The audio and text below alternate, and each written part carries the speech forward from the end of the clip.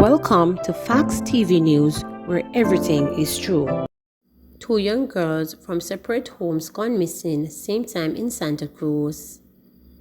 Based on reports from the Police Corporate Communications Unit (CCU), two young girls went missing from separate homes about the same time in Santa Cruz, St. Elizabeth on Wednesday night, April 13. As a result, a high alert has been activated for 11-year-old Rihanna Bennett of Burnt Ground Foster Park, Santa Cruz, and another alert has been activated for 15-year-old Monique Cullaham of Retirement Road, Santa Cruz. Both girls were reportedly last seen at about 9 p.m. on Wednesday. Rihanna is of dark complexion, slim built and about 127 centimeters tall, while Monique is of brown complexion, slim built and about 160 centimeters tall. Reports from the Santa Cruz police are that Rihanna was last seen in Santa Cruz town dressed in a pink jumper suit. All efforts to locate her since have been unsuccessful. Likewise, the Santa Cruz police reported that Monique was last seen in Santa Cruz town dressed in a white blouse. All efforts to locate her since then have been unsuccessful. Anyone knowing the whereabouts of Rihanna Bennett and or Monique Cullaham is being asked to contact the Santa Cruz police at 876-966-2289, the police 119 emergency number, or the nearest police station. Good Friday shootout on Red Hills Road leads to gun seizure. A firearm and 4 rounds of ammunition were seized during a targeted police raid along Red Hills Road in St. Andrew on Friday, April 15. Reports are that about 5:30 a.m., law enforcers were in search of a man who is wanted for various crimes in the area.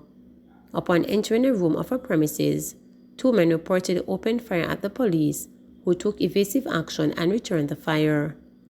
After the gunfire subsided, a man was found with a Smith & Wesson pistol along with 4 rounds of ammunition. The man was taken into custody. His identity is being withheld pending further investigations. Motorcyclist hospitalized following gun attack in St. Thomas.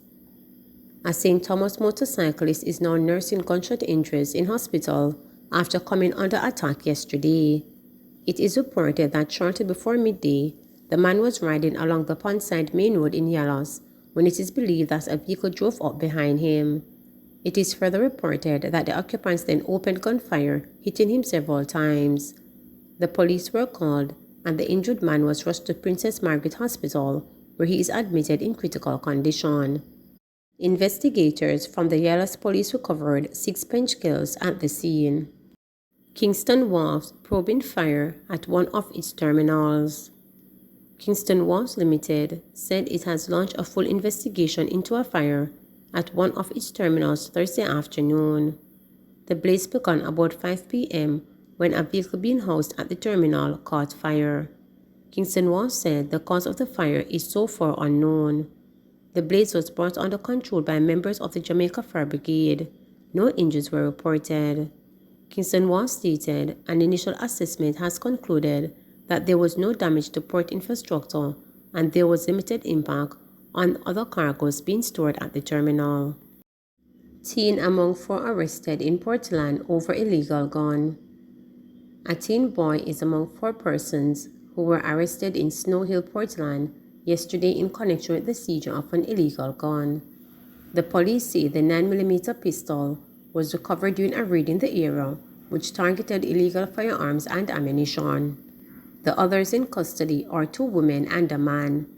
Superintendent Kenneth Chin, head of the Portland Police Division, indicated that this is the 3rd firearm seized in the parish since the start of the year. In addition to seizures, Chin said the division is experiencing other successes as there is a 57% decrease in serious violent crimes. The police have been crippling the crime monster by arresting persons who committed serious and violent crimes from 2022. We have also cleared some cold cases resulting in a 116% clear-up rate.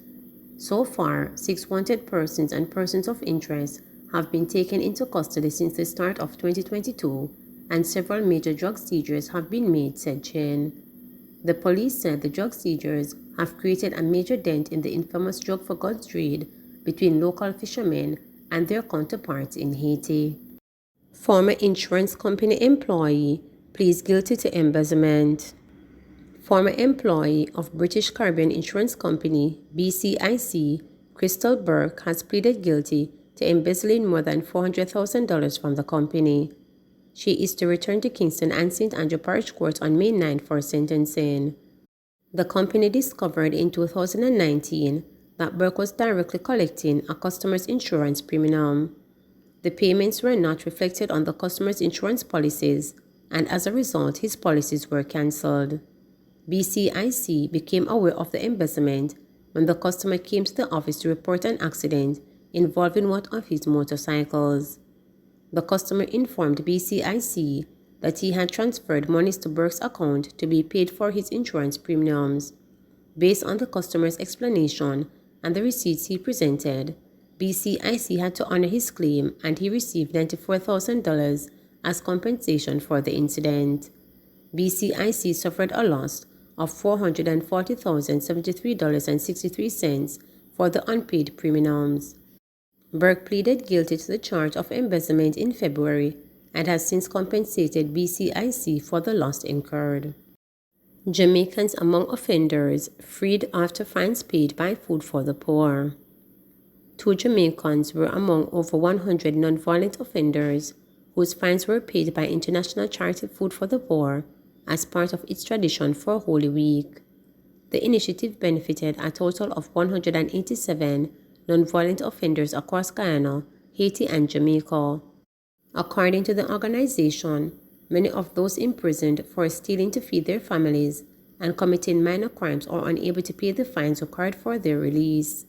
It cited extreme overcrowding and the lack of access to adequate food, water, and health care as among the difficult conditions that prisoners in those countries often endure, in many cases over long periods. Those freed this year include a 19-year-old first-time offender from Jamaica, who was one of 2 non-violent inmates released from the St. Catherine Adult Correctional Center.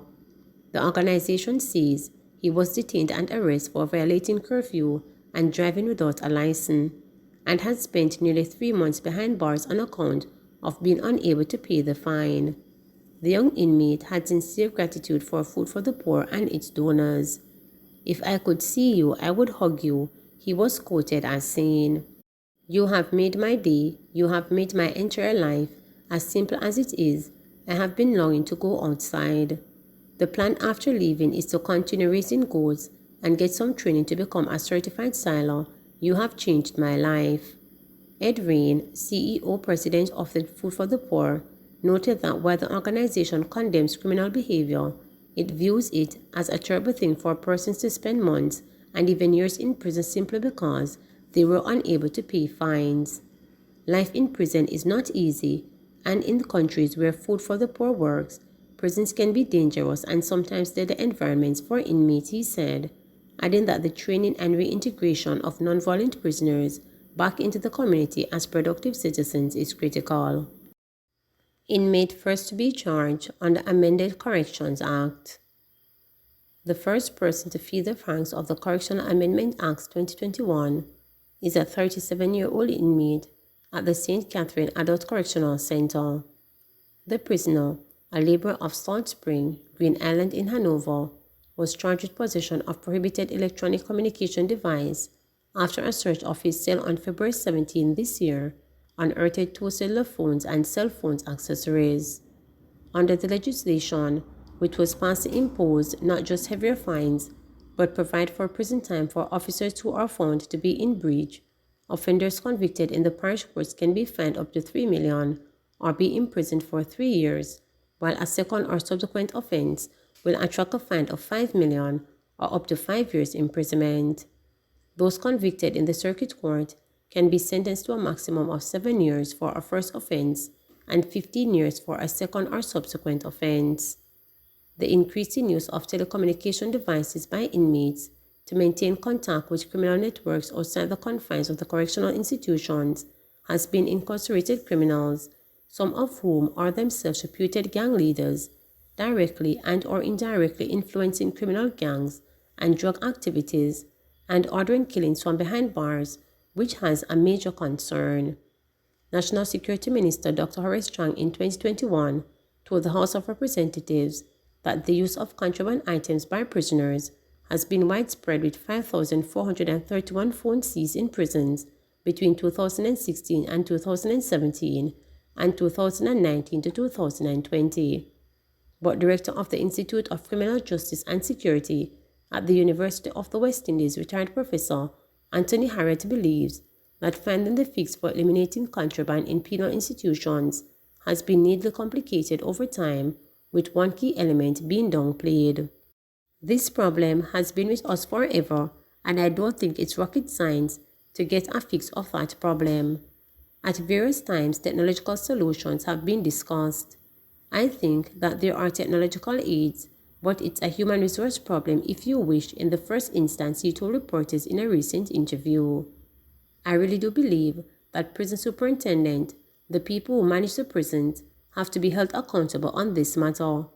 People don't get mobile phones by magic. That to me is a matter of accountability, and so the Ministry of National Security to get that sorted out, he stated.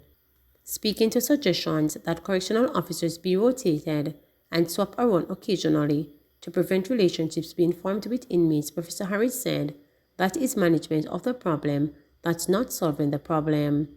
While management of the problem is better than nothing at all, I would set my problem a little higher than that by rooting out the problem at a higher level.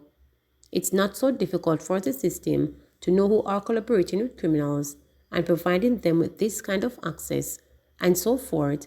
I don't see how that could be so difficult, he noted. In 2017, the National Security Minister announced that all correctional officers and recruits are to be polygraphed as part of the new measures aimed at cutting the smuggling of cell phones and other contraband into correctional facilities. That announcement coincided with increasing concern about the recording of music by inmates in maximum security facilities. Prime Minister Andrew Holness, during his budget presentation this March, said the authorities will intensify this effort. Regardless of how thick we make the wall, the number of cameras installed, and how far we locate the prison, if there is collusion between guards and prisons, phones and other contraband will get in and messages and instructions will get out. This is why the government amended the Corrections Act in December 2021, adding criminal sanctions to those who facilitate and benefit from the trading of contraband. The first charges have been laid, and a matter related to the contraband is now before the court, he told Parliament then. Please remember to subscribe, like, share, and click the notification bell for daily updates.